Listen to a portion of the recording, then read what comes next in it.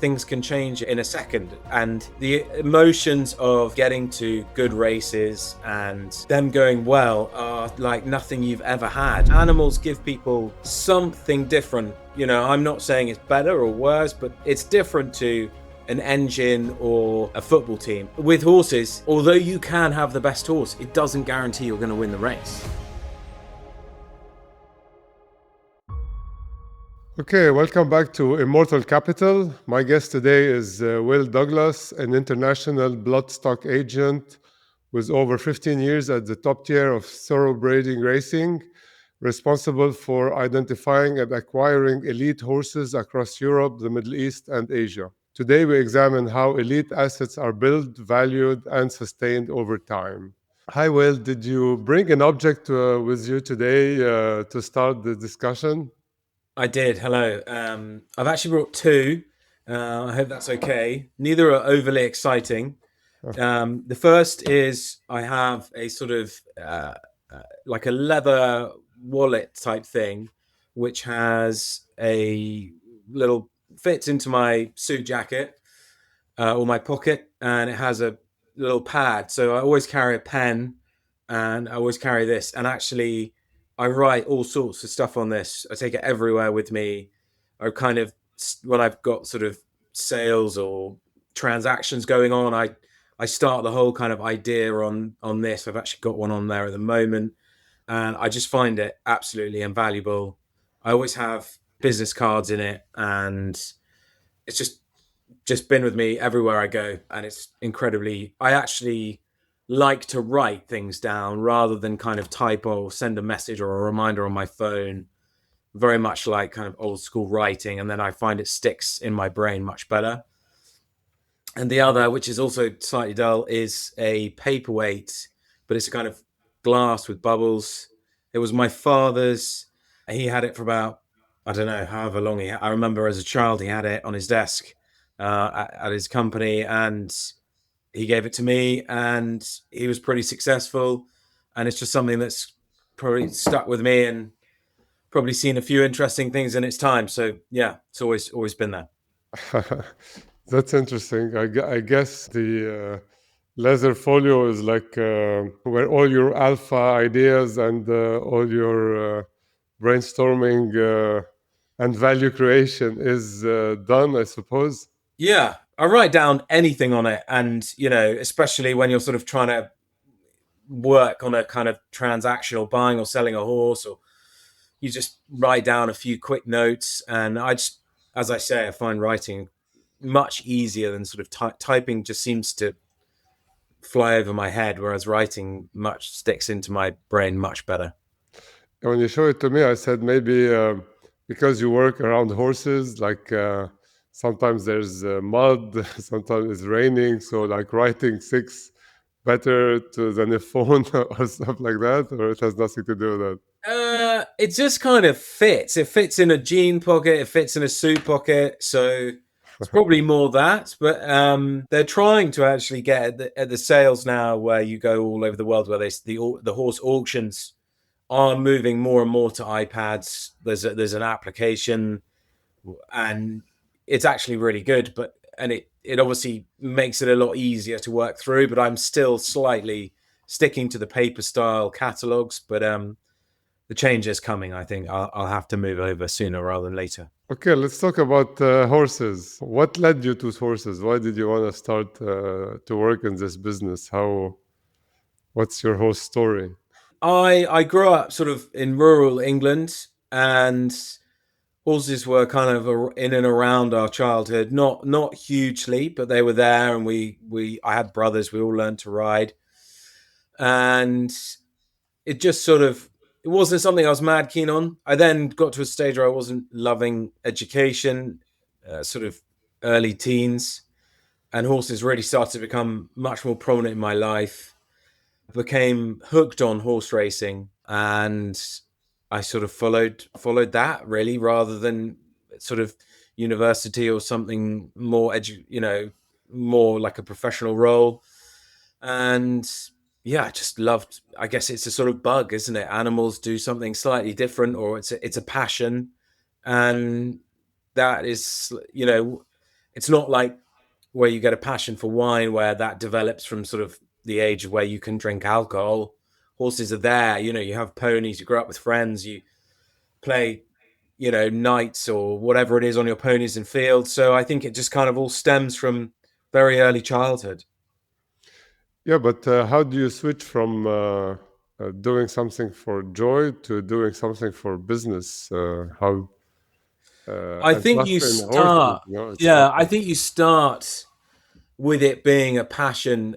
And when you're young, finances, money is not something you're thinking about. So you're trying to build a career, learn more about the subject. And then as you kind of work up the chain, it becomes more business like, and you learn about how the intricacies of any industry work. That's probably how it happens, really. okay.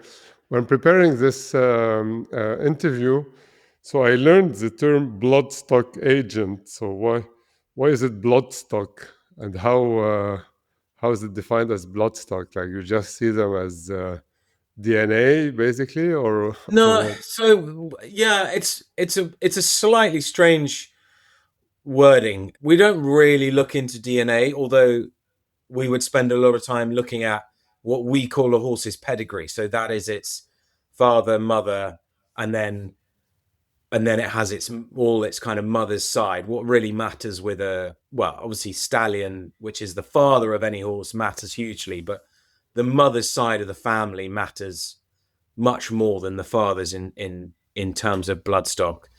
Oh, really? It's Why the mother has like more genes to transmit? Because I think people would say it's probably kind of 65% the mare, the mother, has the influence on the horse, and the remainder on the with the stallion. The pedigree of the horse, which is the mother's side, will tell you more about the valuation of any horse does before you see it. is it the same for human? Like, are there any studies like that? I don't know, but you don't. I guess it could be. There's lots of ways you could look at it with humans, but there are lots of other variables with horses. Bloodstock is a sort of umbrella term for anything in horse racing or thoroughbred breeding that covers the sort of buying and selling, the breeding, the what we would call covering of stallion on mare. It covers all that kind of terminology under one roof. But And there is it are like the mother that is giving her, like, is it important that he's born from this mother or born and raised by this mother? it's important he's born from this mother. Most offspring of any mare, so when she has a foal, when he's born, he will then be on his mother for up to a year maximum, and then they do something called weaning, where they are then that foal is moved off the mother anytime from kind of 9 to 16 months. But the mother obviously gives them a good start. They produce the all important milk, much like humans or any other animal. But most importantly, probably with any production of a foal, is where they are born, the farm, the quality of land, and the good stud farms, which is what they're called, where the horses are reared, are producing the best horses year after year, whether it's in America, England, Ireland, France, Argentina, the rest of the world. The top farms are at the top for a number of reasons. One of which is the quality of the way they rear their stock. Okay, so when you have a client that comes to you and says, "I want to buy a horse," Yeah. what what's your answer, and what do you look at? So it's so dependable on so many different ways. Much like when you're investing in anything or whatever that whether it's wine or Bitcoin or whatever. First of all, what do they want to get out of it? What are they looking for? Do they want to have a big setup? Do they want a small setup? Do they want to just have a bit of fun? Do they want to look at it more as a business objective? and ultimately, without wanting to get straight down to it, I then do say, what are you comfortable to spend? Because I buy horses from, you know, £4,000, 5,000 to millions of pounds, and every client is given the same amount of time, and we welcome everybody, and lots of people will come along, or a few people will come along and spend a small amount to begin with, and then say, look, I'm really enjoying it, or I'm getting a lot out of it, I want to get much more involved, and invest a lot more. And at which stage you can buy the horse? Like, is it like from So the most the common womb to the winner of a race, or like? Yeah, so the most common stage to buy a racehorse would be at what we call our yearling sales. So at that stage, they are from 18, they're about 18 to 22 months. And they They tend haven't raced yet. they haven't raced, and they haven't been broken in, and they haven't been ridden.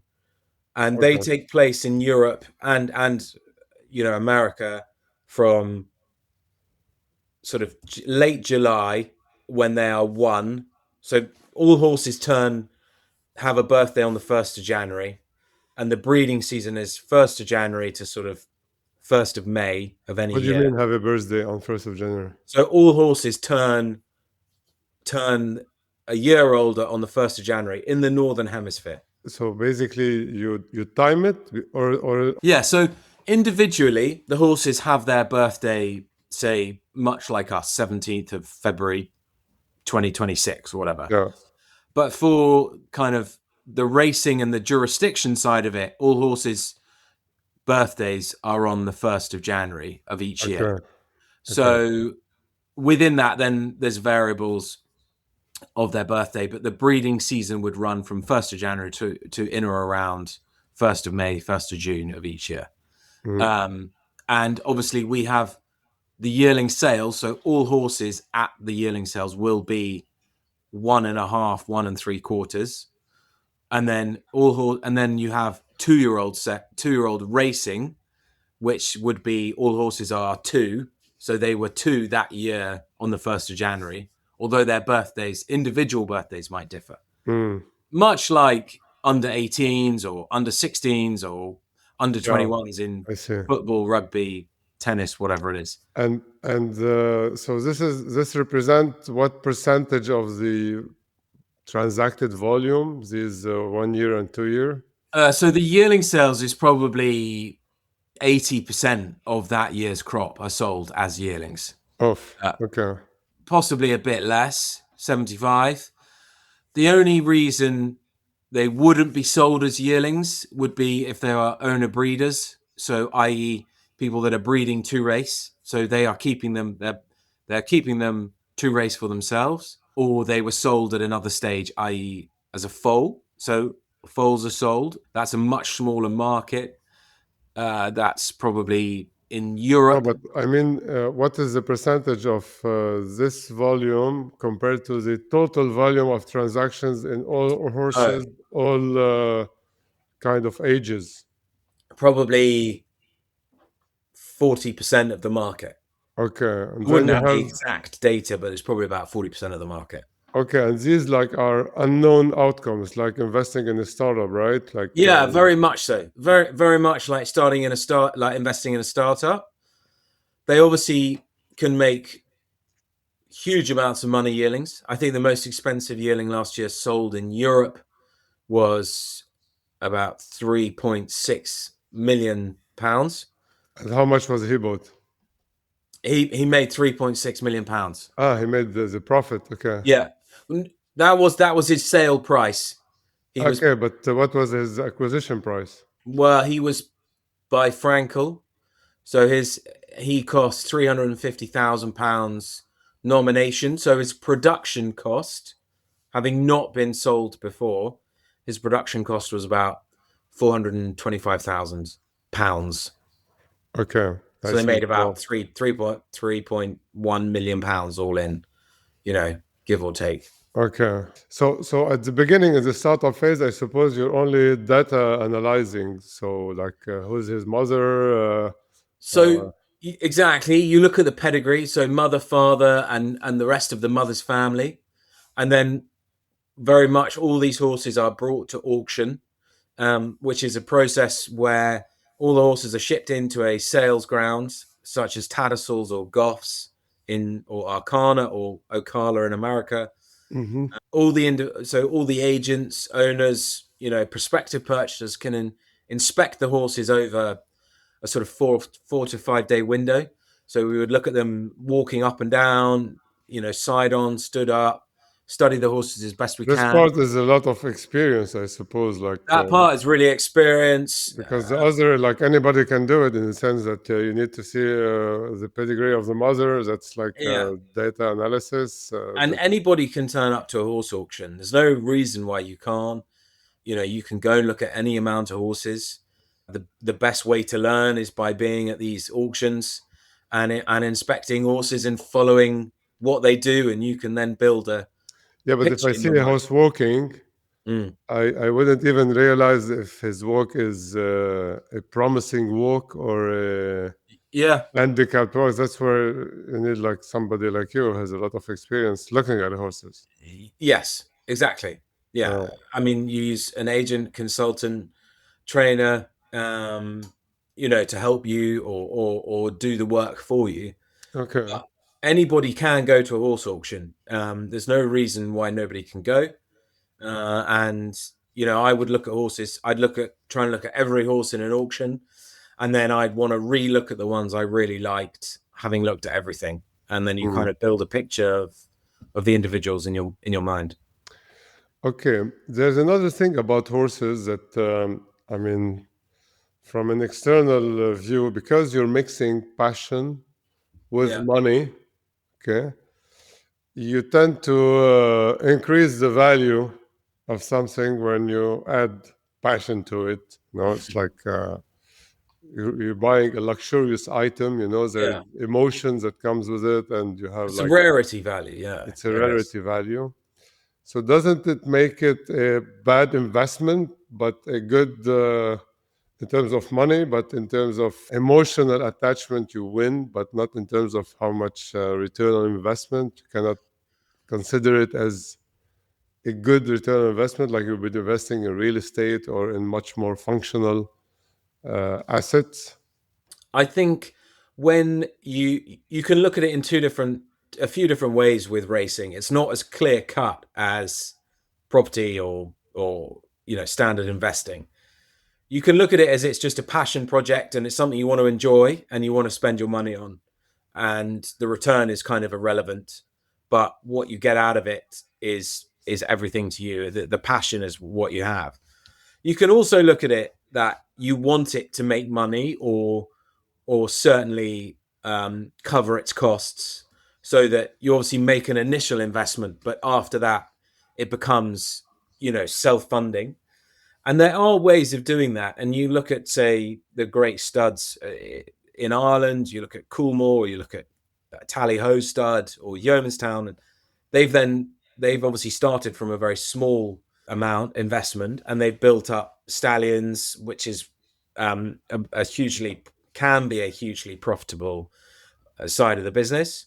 You look at studs in England like Watership Down stud or Meon Valley, who are great breeders but don't tend to stand stallions, and they've done very well breeding horses, selling them at auction. They've got a fantastic reputation, and they've built that up over years of trust, and people go back and very much want to buy off them because they know they're buying from a great source, a great breeder whose horses have been bred by them over you know tens of years. Okay, but from what you're saying, I would understand that if you're buying like a good mother, okay, Yeah, you know that you can sell her or her inbreds for a specific amount because you know the market. So it's like real estate because she has the pedigree and she just need to produce the kids or the yeah. aliens. So yes, you can look at it upon that.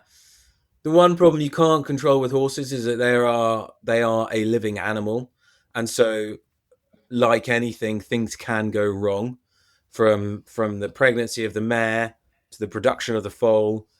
You might not end up with a what we would call classes Yeah, of so you have like your risk, and you yes, your say, okay, fluctuations. it's like a bond where you have like a risk on the company, not like a government bond, but like Yeah, a horse bond where like that's the best thing about returns. Like that's the safest investment, I would say, in yeah, your industry. And then you have like the complete opposite, where like you're buying a lottery ticket, which is the 1 year or 2 year. yeah. When you're buying Like the yearling, yes, exactly. It's more of a lottery ticket, but getting closer. The more technically, the more you spend on the yearlings, the closer you get to winning the lottery. Um, Yeah, I mean, if you're buying more Expensive lottery ticket. tickets, then Yeah. Exactly. If you buy a lot of lottery tickets, you've got a yeah, better chance of winning. So if you buy an expensive horse, you've got a better yeah, chance of winning the lottery. If you buy a cheap horse or cheaper, you got a smaller chance of winning the lottery, but yeah. your This, win is this much bigger. this is like stats and mathematics, and we can put it in an Excel file. But you were mentioning also like doing it for the fun of it.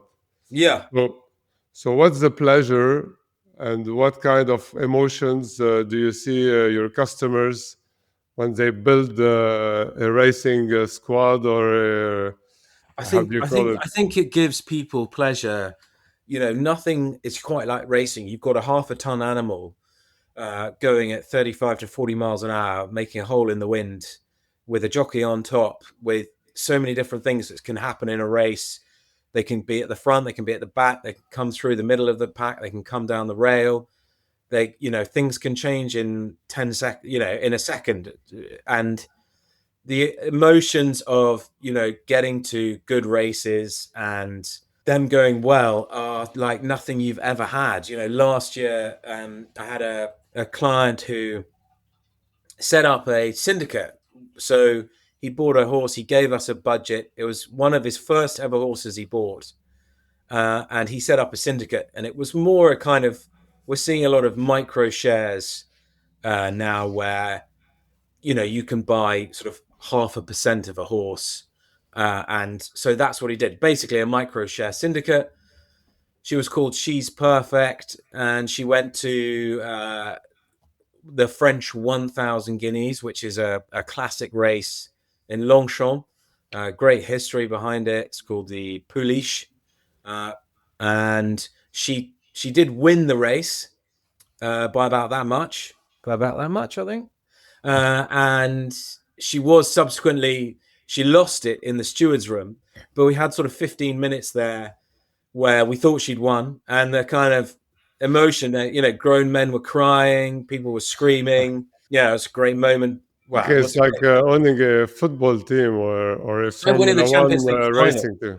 Yeah, it's like winning the Champions League final or winning, Formula One World Championship. The emotion is huge, and But at a fraction of the cost, right? well, yes, at a fraction, yeah, at a massive fraction of the cost. The emotion is huge. I think also animals give people something different. I'm not saying it's better or worse, but it's different to an engine or a football team. Ultimately, if you're this year in the Formula One, McLaren had the best car by a country mile, you know, and that car turned up week after week, wherever track it was, and basically was the best car, other than when Max Verstappen got an extra half second out of his Red Bull because he's just brilliant. But with horses, although you can have the best horse, it doesn't guarantee you're going to win the race. And it is an animal, so it can have an off day. You can have the jockey might not have his best moment in his life. The So the race dice might. are often reshuffled, even though much more than in Formula One and And in football, when Pep football. Guardiola was at his pomp in Man City or Barcelona, basically virtually unbeatable. Sir Yeah, Alex Ferguson at Manchester United, or I don't know, Tom Brady and Bill Belichick at the New England yeah, Patriots. yeah. It was kind of a given, wasn't it? So I think there's a lot more variables and a lot more different outcomes, which is what makes the good days so great with racing. Um, I think also leading on from that, what is amazing about racing is the different types of people it draws in across the world. You've you know, if you come to something like Royal Ascot in June in England, people are in top hats and tailcoats. You have the English royal family, you have the Dubai royal family, the Bahraini royal family, the Qatar royal family, sometimes the Abu Dhabi royal family, and you have American, you know, basically American racing royalty, American, some of the most VIP Americans you've ever come across. Uh, you've got Australians, you've got people from, you know, celebrities. You've got the sort of most unbelievable collection of people, or from all over the world, that all want to, you know, get involved, be there, taste the action, you know. And there is no, I don't think there is really many other places in the world where that kind of collection of people are there for one thing, brought together, ultimately with a shared, you know, interest slash passion. You know, it is unique to horse racing.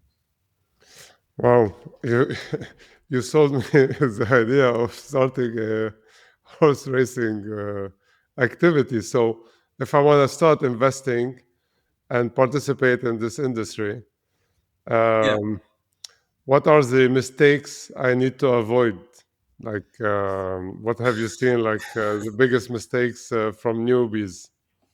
I think, I, I mean, from a personal point of view, I would say the best thing you can do is get good advice, get a good team of people, not too big, you know, people that really know what they're talking about, to give you your advice, and have a real plan of what you want to do. You know, as you learn about racing, as you read more, as you speak to the people that are working for you or working with you, learn exactly kind of what area of racing you'd like to go into and what you want to get out of it. Do you just want to throw some money at a passion project and have it as a hobby?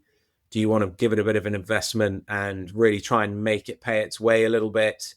Um, I think by having a clear idea, having learned the basics and listened to the people that you've got on your team, you'll get much more out of it than sort of going in saying, here's £100,000 or here's £1 million, you know, buy me some horses. If you do it like that, it probably won't have the desired outcome you want. Whereas if you take your time, get the right people around you, have a plan, I think it can really work well. It can be a fantastic for your business, fantastic way to meet people.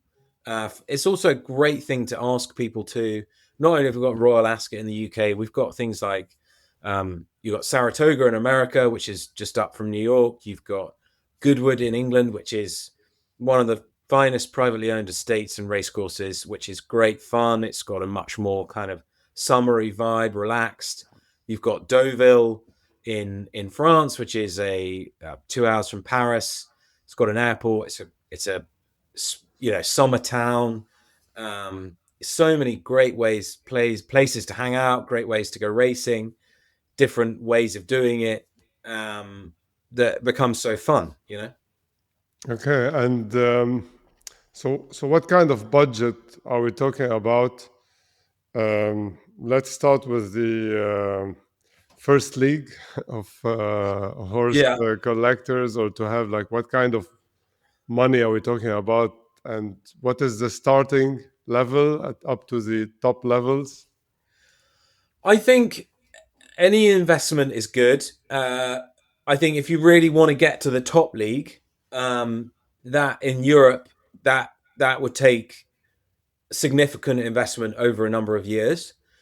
I would suggest starting with probably going to the yearling sales, where you can start your sort of stable with, you know, in the region of anything from £500,000 to about 5 million pounds, and that will get you a really good start. You don't want to spend it all at once. Whatever your budget is, to, you know, go take it slow. and start building your squad from there. If you want to do it as a long term thing, you probably want to breed in the longer term, and so you want to buy a mixture of boy and girl horses, what we call colts and fillies. Um, there's actually been, I mean, he's not a great sort of one to look at in terms of spend or budget, but the Emir of Qatar is probably one of the biggest new players on the European racing scene, and actually America in the last three years, about 3 years, and he's done a really How much fantastic. has he spent so far? I don't, I don't want to. I don't actually know a lot, but he's had some significant results, and he's got a really good team around, doing his work.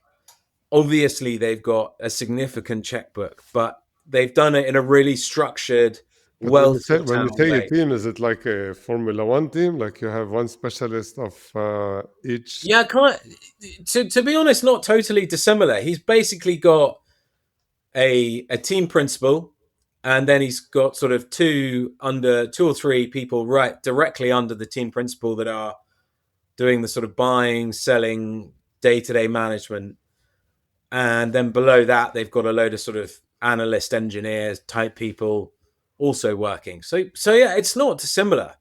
It's obviously nothing like the sort of Yeah. people power of a Formula One team. We're talking probably 10 people.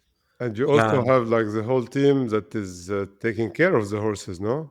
yeah, that's slightly outsourced in Okay. terms of you have all your horses with trainers, and you obviously just the trainer charges a fee for each individual horse to train it. So that's sort of removed from his individual team. But I guess And who's riding the horse on race day? Is the so. same They as have in their polo? You so have to ride to pay champions to come and ride your horse. yeah. So they this Emir stable, which is called Wathnan, has a retained jockey called James Doyle. He's much like their sort of Lando Norris or Max Verstappen. Okay.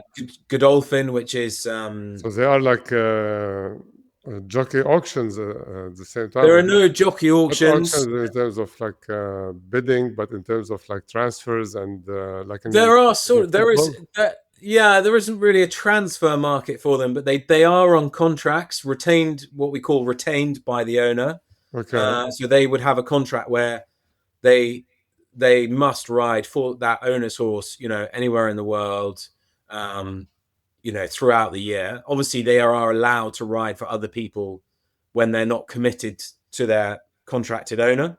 Okay. Um, there is a small transfer window of jockeys, but it's not huge. Um, it sort of takes place at the end of the European racing season, sort of October to December. But it's not something it's not like the kind of Formula One driver market, which is Okay. It's not like or the football transfer market, or that's the liquid. American And what football about drafts. like some lucky winners? Like are there people who just invested very little money? And it's like when Greece won the Euro Cup, or when Yeah, Leicester won the Champions League. Like are there like kind of so if I want to say, okay, I don't want to spend 5 million to have a winning horse, yeah. but I want to put a lottery ticket, and maybe my horse wins. So how what is the minimum I would need to put, and how much is gonna cost me to maybe win if I'm really lucky? Ultimately, the minimum is anything you want to spend. You could spend, say, £10,000. I would say my advice, if you're going to do it, would be, if you can afford it, I'd spend sort of you vastly improve your chances of a better horse when you get to, say, around £50,000. That's a solid start. If you wanted to look at it, that you might have a lot of horses one day if you enjoy it, £50,000 is a really good, idea, figure to have in your mind as a sort of first horse purchase cost. Training fees for the year are around £30,000. So you pay those monthly, and that would be that would be a solid That's a start. good start. Okay. Yeah, I think if you And if I'm really lucky, how much would I get from this small investment? well, you could get anything if you have a very good horse. Um, Interestingly, I bought a horse, the Basher Watts Syndicate. I was telling you about, sort of micro share. They paid €50,000 for that horse as a 2-year old, unraced. She obviously nearly won this famous race in Paris, Yeah. but they were offered in the region of £2 million for her after that race. So Okay. that's a very good example of what horses can make. But I certainly, it's hard to guarantee any great result like that. Yeah, but I suppose like this payout plus the emotion that you have lived is like unbeatable. I mean, you cannot find for The 50,000, you cannot find anything that gives you this kind of emotion. You can buy a nice watch, but it won't give you the nice No, the excitement watch or is nice, very nice, and it will be with yeah, you for your life. But it's not going to give you the same emotion. yeah, Definitely yeah. not, or adrenaline rush. Okay. Um, I don't. Yeah, I think that's what draws people in. It's hard to find something that gives people the same amount of adrenaline or passion or interest or just, yeah, And the pure love same of the way, game. there must be some hangovers from people who invested a lot of money and lost a lot. Like especially, I suppose, like you must have stories of like very expensive horses that were bought and then they were winning, and then after they were bought, they stopped winning, or massive investment made but no results. Yeah. For example, one year back in the 80s, Sheikh Mohammed bin Rashid Al Maktoum, who's the ruler of Dubai, I think he paid, I mean, this is in the 80s, I think he paid about 11 million US dollars for a horse, Back then, so it's like maybe which 20 or 30 is now. about Yeah. 25, probably about $25 million now, which never ran and was Never ran. ultimately Wow. no good. Oof. Um, so that's probably one of the most high profile losses. You do get them all the time. And that goes back to what I said. Horses are a living animal, livestock, so it's very hard to. You can't control them ultimately.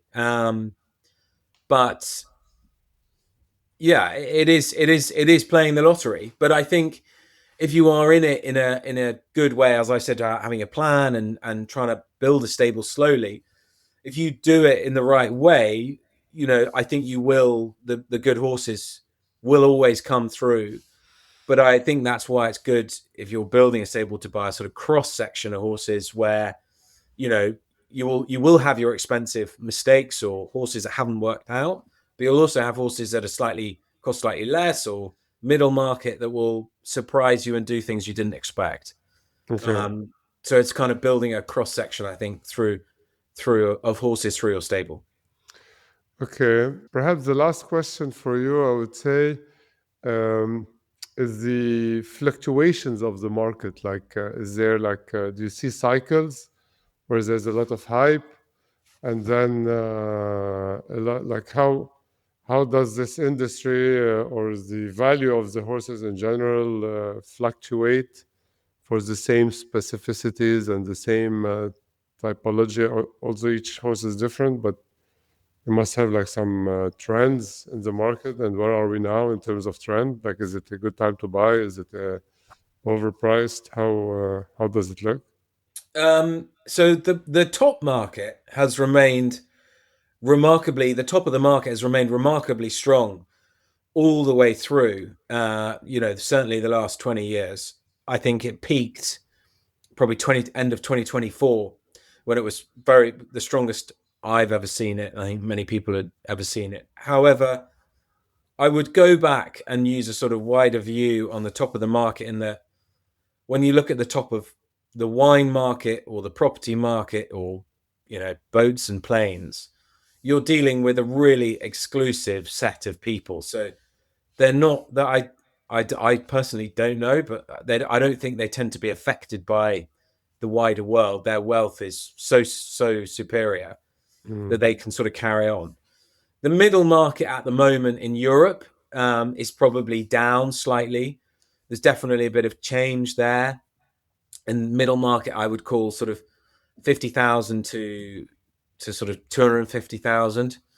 There's not a huge amount of people coming through in terms of ownership and investment in there. So that's definitely a good area to look at. It's a strong performing area, and definitely somewhere that if you were trying to get into the game, build a stable, where I would be looking at. The lower end does fluctuate much more with market forces and world forces and what's going on in political landscapes. But I think that's very much to do with any area in lower market, all across the board, really.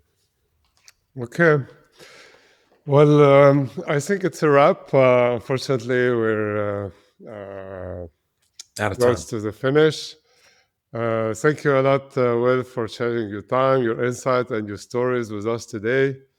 And to everyone listening, thank you for joining the episode of Immortal Capital. And this conversation gave you a new way to think about value. Make sure to subscribe, leave a review, and share the show with someone who will appreciate it. And remember, money is not just numbers. Thank you. Thanks a lot.